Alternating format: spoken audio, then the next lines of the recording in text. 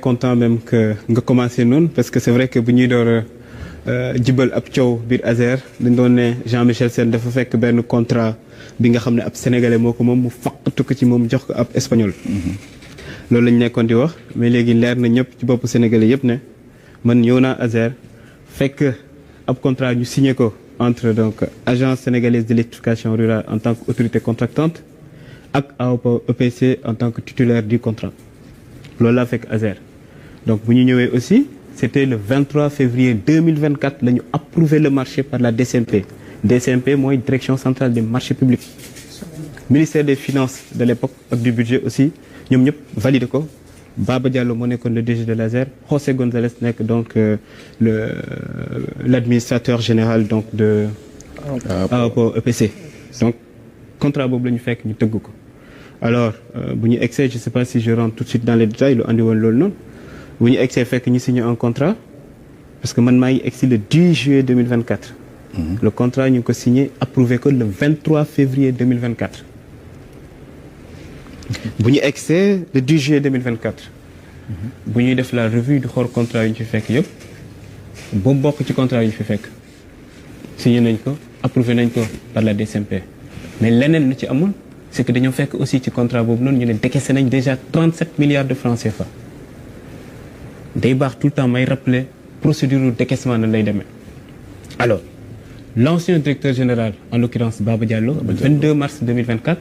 le saisir la DODP DODP mooy la direction de l'ordonnancement des dépenses publiques bu nekk au ministère des finances bind leen ne leen puisque contrat bi approuvé nañ ko espagnol bi andi na ma ñaari facture benn facture c'est pour l'avance de démarrage beneen bi c'est pour l'avance au titre des dépenses engagées mu nekk deux types d'avance au total soo jëlee muy 36 milliards et quelques moo tax ñuy arrondir di naan 37 milliards 36 700 alors moom bu mu defee la demande le 22 mars nee nañ paiement bi ñu ngi effectif le 11 juin 2024 man maa ngi egg si Azer donc le 10 juillet 2024 donc bu ma egsee fekk un contrat comme ça lu may njëkk a préciser mooy dama egsi rek ñëpp di ma bind dama nañ commencé marché bi ma ne déet damay doon a ñëw mais leen ma xool marché yu ma fi fekk yëpp avant may commencer quoi que ce soit. alors ñëpp di ma bind naan ma nañ commencer marché bi ñëpp ñoo ñan la. alors déjà AOPA EPC moo ma bind. ne ma kaay ñu def la réunion de démarrage pour commencer le marché. AOPA Sénégal aussi bind ma mail ne ma nañ def étude d'impact environnemental.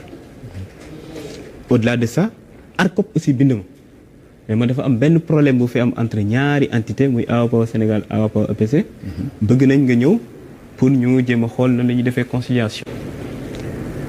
boobu maa ngi door a egsi. ma ne leen non non maa ngi door a ñëw xamaguma dara ci ab dossier donc du ma mën a teew ci seen réunion boobu mais ma yebal ñetti nit. conseiller technique en stratégie puisque moom moo doon jël intérim DG bi su fa nekkul. yónni aussi directeur des opérations de rectification rurale puisque moom moo yor la direction technique ak la spécialiste en passation marché ma ne leen dem leen ci réunion boobu noonu et puis quand vous revenez vous me faites un compte rendu donc bu ñu demee dellu si expliquez moi waaye dafa am un problème entre AOPA Sénégal AOPA Espagne donc lii ak lii la ñuy wax ci biir ARCOP bëgg nañ ñun ñu jël position et cetera ma ne ah oui automatiquement mu bind loolu ma nekk sama première note bu ma def à l'Azer dama bind ne leen dossier bii nii dama bëgg ñu jël ko au sérieux donc defal leen ma benn mémorandum ci lu xew ci dossier bi yëpp envoyé ma toute la documentation y afférente bëggatuma nag kenn def ci quoi que ce soit le temps ñun ñu étudier ko après ci laa commencé nag tëju ak samay conseils techniques faire appel aussi à des cabinets d'avocats. donc entouré wu. boobu ñu ngi si ban période. préparation instant boobu noonu ñu ngi juillet donc ñu ngi ay côté le 20 juillet. mooy bi nga egg CBS. ouais mooy ex-CBS donc ma nekk ci donc tëju pendant presque 1 mois 15 jours wu ñu nekk ci dossier bi ci loolu noonu aussi à chaque fois su amee ay du leerul ci man rek mu bind. par exemple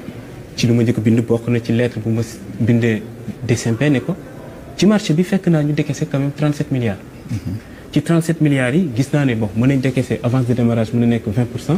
mais man dafa am benn décaissement bu ma jaaxal mooy les 20% au titre des dépenses engagées. est-ce que c'est légal ñu fayee nii les 20% de dépenses engagées DCMP tontu ma ne ma loolu noonu waa ASER ñoo ko waroon vérifier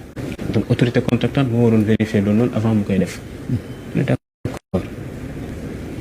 buñ ma ne aussi dafa am benn problème bu am entre AOPA Espagne ak AOPA Sénégal mu bind automatiquement AOPA Espagne pour laajte ko qu'est-ce qui s'est passé lan moo tax par exemple nga décider de résilier ce contrat ak sa sous-traitant mu tontu ma yemuma ci loolu noonu ñoom ñëpp ma recevoir leen ku nekk ma déglu la donc peut-être suñu xuusee ci discussion yi dinaa wax ku nekk su ma la recevoir lu dippee en fait ci waxtaan yi nga xam ne ko doon def ak ñoom mais pour dire foofu loolu enfin en tout cas ñëw nañ fekk même bu ñuy egsi fekk nañ espagnol bi résilier son contrat avec l'entreprise sénégalaise après ci la entreprise sénégalaise dem saisir ARCOP donc loolu fekk nañ ñu ko fa fekk nañ vraiment problème yëpp démarré. bi nga wax sànq yaa ngi naan ba nga egsi rek gars yi commencé laa bind bokk na si AOPA EPC bi nga xamante ni wax nga léegi bind na la AOPA Sénégal si initiative disons si contrat initial bi. signature am nekku ci bokkul si ñi nga xam ñoom ñoo contracté ak ASER pourquoi mu saisir ASER alors que ASER amut ak moom contrat. loolu aussi lu ñu jaaxal la moom ku ma amal contrat mooy espagnol bi. Il a signé un contrat de prestation de service pour la fourniture de photobéton contrat boobu noonu la ñu am donc damay permettre ma revenir aussi ci modus operandi bi en réalité dañoo ñëw fekk ASER peut-être kenn ku nga xam ne day respecter le code des marchés publics dugul ci dara woon caaxaan parce que réalité soo demee ministère de l'agriculture muy Intermac projet Intermac bi doo fa mës a gis espagnol moom Sénégalais yi moom rek moo fay nekk bu ñu ñëwee ba léegi ñu ngi bind espagnol bi pour gis ko mënuñu ko gis suñu bindee Espagne sax moom mooy tontu moom waa ki nga xam ne moom moo nekk donc AOPA Sénégal l'ITEICA kazalika soo lire le rapport de l'ARCOP bokk na si lu muy reprocher donc entreprise enfin le CNUM c'était que pourquoi ngeen di accepter ay demandes de paiement jóge ci l'ITEICA enfin ci l'ITEICA Sénégal alors que moom contracté wul donc moom jàppoon na ne ci même logique bu mu nekk ci yeneen direction yi du signer contrat day nekk juste sous-traitant mais moom mooy gérer lépp man nag du ma def loolu man ki ma amal contrat moom lay waxtaan. bu ñu jëkkaatee un peu si montage contractuel bi nga xamante ne moom lañ def ci diggante ASER ak